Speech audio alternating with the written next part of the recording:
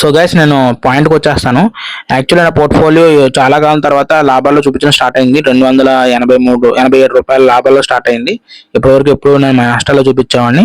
So first of all IDFC first bank ₹493 లాభాల్లో start అయింది.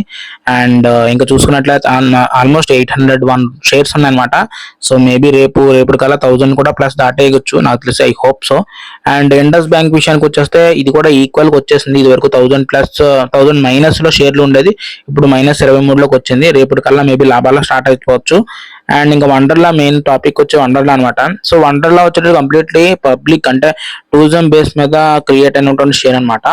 So present west Bengal doctor case ఏదైతే ఉందో, so all over ఇండియాలో strikes, రాస్తారోకోలు, ధర్నాలు జరుగుతున్నాయి కాబట్టి సో టూరిజంకి పెద్దగా గండి పడింది యాక్చువల్లీ. సో ఫస్ట్ ఈ రాస్తారోకోలు అండ్ స్ట్రైక్స్ కానీ తగ్గితేనే కానీ మళ్ళీ టూరిజం మళ్ళీ డెవలప్మెంట్ అవ్వదన్నమాట.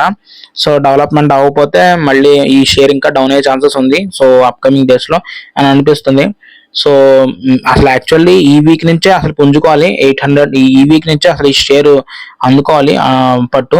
బట్ కానీ ఇంకా డౌన్లో ఉంది అంటే దాని అర్థం యాక్చువల్లీ ప్రజెంట్ ఇంకా చూస్తున్నా కదా ఇండియాలో చాలా స్ట్రైక్స్ రన్ అవుతున్నాయి.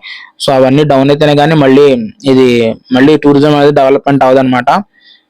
Let's hope for the best and let's see. Bye.